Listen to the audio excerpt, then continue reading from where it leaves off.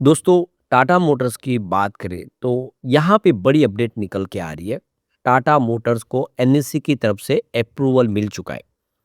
तो आप ये क्लियरली देख सकते हो कि टाटा मोटर्स जो 2 हिस्सों में कंपनी बढ़ चुकी है और कंपनी ने नए शेयर भी अलॉट कर दिए हैं। आपके डीमैट अकाउंट में अभी नहीं आए, लेकिन बहुत जल्द वो आपके डीमैट अकाउंट में आ जाएँगे और वो फिर से बाज़ार में भी लिस्ट भी होंगे। तो यहाँ पे इन सारी बातों को समझने की कोशिश करेंगे। स्टॉक में वैसे गिरावट का दौर जारी है। बाजार में आज तेजी थी, लेकिन ऑटो सेक्टर कमजोर था। तो टाटा मोटर्स जो आप देख सकते हो कि इसकी जो प्राइस डिस्कवर की गई थी 400 रुपीज़ के आसपास थी। तो इससे वो बात समझ में आ रही है कि टाटा मोटर का जो कमर्शियल व्हीकल का बिजनेस है उसकी प्राइस कम हो सकती है। तो क्या संभावना बन रही है और रिजल्ट की क्या संभावना, क्योंकि क्वार्टर टू भी आने वाला है। क्वार्टर टू से क्या उम्मीद कर सकते हैं? पिछले दिनों साइबर अटैक हुआ था जगुआर लैंड रोवर के बिजनेस में, जिससे काफ़ी ज़्यादा नुकसान हुआ। कंपनी का बिजनेस बंद करना पड़ा, प्रोडक्शन रुक गया, जिससे इस बिजनेस पे जो नुकसान हुआ उसका असर इस रिजल्ट में भी देखने को मिल सकता है। ऐसे में क्या है आगे की उम्मीद, उसको जानेंगे इस वीडियो के माध्यम से। लेकिन फ्रेंड्स, उससे पहले अगर आप पहली बार हमारे चैनल पे आए तो चैनल को सब्सक्राइब कर दीजिए, एक बेल आइकॉन दबा दीजिए ताकि जब भी नया वीडियो बने पहला नोटिफिकेशन आपको मिले। वीडियो पसंद आए तो लाइक से ज़रूर कीजिए। चलो फ्रेंड्स, वीडियो स्टार्ट करते हैं। मैं हूँ आपका दोस्त एस बी दवे और हमारे अपने चैनल ऑनलाइन कमाई में आपका बहुत बहुत स्वागत है। तो सबसे पहले बाजार की बात करें तो आज बीएससी सेंसेक्स 83,952 के स्तर पे क्लोजिंग दी है, जहाँ पे 484 पॉइंट की तेजी थी, यानी 0.5% की तेजी थी। तो बाजार तो अभी फिलहाल ठीक लग रहा है, लगातार बढ़ रहा है, अपने ऑल टाइम हाई के आसपास पहुंचा है। लेकिन टाटा मोटर्स पैसेंजर व्हीकल में आज गिरावट हुई है। फिर से गिरावट हल्की सी थी, लेकिन स्टॉक अभी भी नीचे। अच्छी बात यह है कि पिछले 2 ट्रेडिंग सेशन से अगर हम देखें तो प्राइस इंट्राडे में 400 को टच कर जाती है, जो इसकी प्राइस जो डिस्कवर की गई है डीमर्जर के बाद। तो एक फेयर वैल्यू के आसपास ये स्टॉक है, लेकिन इसकी जो हाई प्राइस थी वो बहुत ज़्यादा थी। आपको पता होगा कि 1179 तक स्टॉक चला गया था पिछली बार तेजी में, और इस बार स्टॉक 700 के ऊपर बढ़ नहीं पा रहा है और अब स्प्लिट के बाद इसकी कीमत है वो नीचे आ गई है। तो 40-60 के रेशो में स्प्लिट होने की संभावना बन रही है। तो आज 396 पर क्लोजिंग थी, जहाँ पे 0.076% की गिरावट देखने को मिली। वैसे शुरुआत बिल्कुल फ्लैट हुई थी, उसके बाद में 402 का हाई भी बना, लेकिन तेजी रह नहीं पाई, नीचे आ गया स्टॉक। अब यहाँ पे जो बड़ी अपडेट निकल के आ रही है,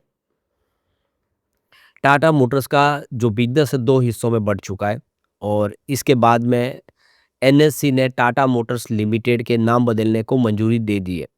तो कंपनी का जो नया नाम है वो 24 अक्टूबर 2025 से Tata Motors passenger vehicle limited हो जाएगा, यानी टीएमपीवीएल हो जाएगा। पिछले साल अगस्त में टाटा मोटर्स के बोर्ड ने अपने कमर्शियल व्हीकल और पैसेंजर व्हीकल बिज़नेस को अलग-अलग लिस्ट करने को मंजूरी दे दी थी। और इसके पीछे जो सबसे बड़ा उद्देश्य है कि इन दोनों सेगमेंट में कंपनी के बिजनेस का आगे बढ़ाना, फ्यूचर ग्रोथ में कंपनी की संभावनाओं को और बेहतर करना। अब जैसे कि कंपनी का बिजनेस बहुत ज़्यादा फैल चुका है। कंपनी अगर पैसेंजर व्हीकल में देखें तो अलग-अलग जो सेगमेंट में, जैसे कि पेट्रोल वर्जन, डीजल वर्जन और इसके अलावा ईवी सेगमेंट में, सीएनजी सेगमेंट में, हर जगह पे कंपनी के लगातार काम बढ़ रहा है। और कंपनी का आप देख सकते हो कि बिज़नेस सिर्फ इंडिया में नहीं बल्कि ग्लोबल मार्केट में जगुआर लैंड रोवर का प्रीमियम सेगमेंट का बिज़नेस है। तो इस वजह से ये जो फैला हुआ बिज़नेस है, इसके लिए ज़रूरी है कि कंपनी को अलग किया जाए, क्योंकि कमर्शियल व्हीकल का बिज़नेस भी बहुत तेज़ी से ग्रो कर रहा है। अब इन्होंने आईवेको कंपनी खरीदने की तैयारी की है, तो आईवेको का बिज़नेस भी इनका साथ में जुड़ जाएगा और भी ग्लोबल मार्केट में कंपनी तेज़ी से अपने कमर्शियल व्हीकल बिज़नेस को भी बढ़ा रही है। हमारे बाजू में अगर देखें तो श्रीलंका, बांग्लादेश में भी इनके व्हीकल बिक रहे। तो इससे आप समझ रहे हैं कि दोनों बिज़नेस को अलग करना बहुत ज़्यादा ज़रूरी था, जो इन्होंने फैसला कर लिया है। तो इस डीमर्जर की योजना के तहत टाटा मोटर्स की जो कंपनी का नाम बदल चुका है फिर से, क्योंकि दोनों कंपनियों में हिस्से अलग-अलग हो गए, तो टाटा मोटर पैसेंजर व्हीकल नाम रखा गया अब। और ये चौथी बार है जब कंपनी की स्थापना से अब तक कंपनी का नाम बदला जा रहा है। कमर्शियल व्हीकल को नवंबर 2025 में टाटा मोटर्स के रूप में लिस्ट किया जाएगा, टीएमएल के रूप में। और ये 1:1 के रेशियो में डीमर्जर होगा। दोनों स्वतंत्र और फोकस कंपनियां टाटा मोटर कमर्शियल व्हीकल और टाटा मोटर पैसेंजर व्हीकल के नाम से बनेगी। काफ़ी लोगों के ये भी सवाल निकल के आते हैं कि अब शेयर की प्राइस नीचे आ गई है, तो क्या हमें शेयर खरीदने चाहिए और क्या दूसरी कंपनी के भी शेयर मिलेंगे? तो अब बिल्कुल नहीं मिलेंगे। आपके सामने अब ऑप्शन है कि आप Tata motor passenger vehicle business में निवेश कर सकते हैं। जो इस समय करंट प्राइस चल रही है उसी प्राइस से आपको खरीदना है, वही आपकी वैल्यू होगी और आने वाले समय जैसे शेयर की प्राइस बढ़ती है, घटती है, उसका फ़ायदा नुकसान आपको हो सकता है। तो 14 अक्टूबर के पहले-पहले जिनके भी डीमैट अकाउंट में शेयर थे, वही हकदार है जिनको नई कंपनी का शेयर मिलेगा। हाँ, ये है कि अगर आप नई कंपनी के शेयर खरीदना चाहते हैं, तो जब बाज़ार में लिस्ट हो जाएगी नवंबर में, उसके बाद आप वो शेयर खरीद सकते हैं। तो ज़ेरोधा के अनुसार शेयर की जो प्राइस है वो 60-40 के रेशो में डिवाइड की जाएगी। यानी जो पैसेंजर व्हीकल का बिज़नेस है उसकी वैल्यूएशन 60% के आस-पास रखी जाएगी और 40% होगी कमर्शियल व्हीकल बिज़नेस की। तो अगर आप देखें कि आपके पास 100 शेयर है और ₹950 की कीमत है, तो आपका जो टोटल वैल्यू होता है वो 95,000 रुपीज़ होता है। तो इस हिसाब से अगर इसकी शेयर की जो वैल्यू अगर प्राइस डिस्कवर की जाए तो 570 रुपीज़ टाटा पैसेंजर व्हीकल के बिज़नेस की प्राइस निकल के आती है और यहाँ पे टाटा कमर्शियल व्हीकल बिज़नेस के शेयर की प्राइस 380 के आसपास आती है। तो इस हिसाब से यह डिवीज़न होगा। दोनों की प्राइस सेम नहीं होगी। यहाँ पे 40-60 के रेशियो में शेयर प्राइस किए जाएँगे डिवाइड। तो कंपनी ने यहाँ पे आपको 368 crore 23,31,373 equity share already allot कर दिए। इसकी फेस वैल्यू ₹2 है। तो जितने भी एलिजिबल शेयर होल्डर थे उनको शेयर अलॉट कर दिए गए हैं।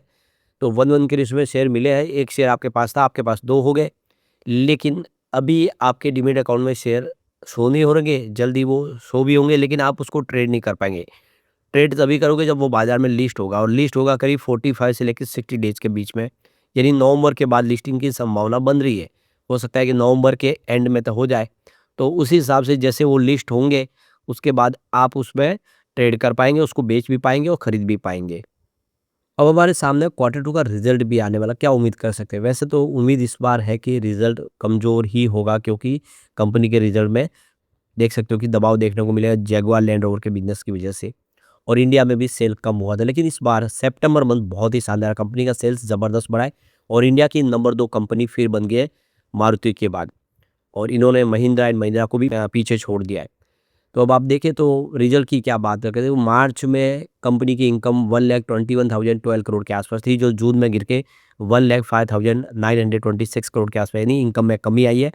इस बार हो सकता है कि इनकम और कम हो। अब यहाँ पे अगर कंपनी की बात करें टोटल खर्च की, तो खर्च में भी कमी आई है कि 1,08,546 करोड़ के आसपास था मार्च 2025 में। जून में ये 99,559 करोड़ के आसपास है क्योंकि बिज़नेस घटा तो फर्ज नीचे खर्च भी कम हुआ।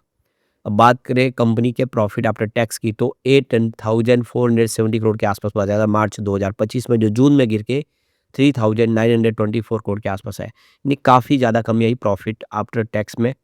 तो इस हिसाब से कह सकते हैं कि इस बार थोड़ा और कमज़ोरी रिजल्ट रह सकता है, लेकिन डीमर्जर के बाद अपेक्षा बहुत ज़्यादा इससे आने वाले समय ये बहुत अच्छा करता हुआ दिखाई दे सकता है। लेकिन फ्रेंड्स, कोई भी इन्वेस्टमेंट करने से पहले अपने फाइनेंशियल एडवाइज़र से एडवाइस ले लें या अपना खुद का रिसर्च करें, क्योंकि मैंने वीडियो आपके एजुकेशनल पर्पज़ के लिए ही बनाया। वीडियो पसंद आए तो लाइक से ज़रूर कीजिए और चैनल को सब्सक्राइब कर दीजिए। Thank you friends.